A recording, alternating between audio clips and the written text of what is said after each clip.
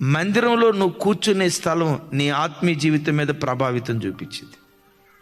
కొంతమంది చర్చికి వస్తారా, ముందు ప్లేస్ ఉన్నా ముందుకు వచ్చి కూర్చోరు.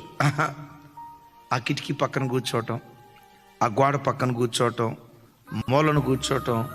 ఎప్పుడు కూడా బిడ్డలారా, మందిరానికి వచ్చినప్పుడు మూలను కూర్చోవటం కానీ, చాటును కూర్చోవటం కానీ, ఎక్కడో ఒక మూలను కూర్చొని నక్కోవటం కానీ, ఇలాంటి పని దేవుని పిల్లలు చేయకూడదు.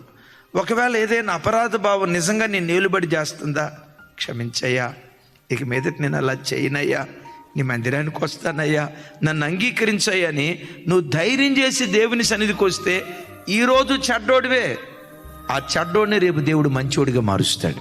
నేను మంచోడిని కాదయ్యా అని నీ ఆత్మను కృంగదీసుకుంటూ నువ్వు మూలకి చాటుకి వెళ్ళిపోయావు అనుకో, అక్కడి నుంచి సైతానుగా నిన్ను పట్టుకొని ఇంకెన్నడూ దేవుని దగ్గరికి రాకుండా నిన్ను వెనకే ఉంచుతాడు.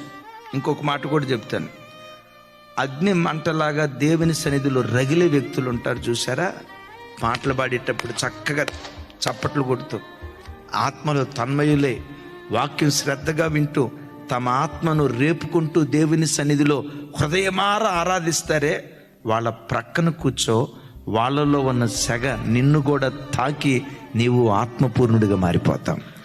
మండే కట్టెల మధ్యలో నువ్వు కూర్చుంటే నీవు మండటం ప్రారంభిస్తావు.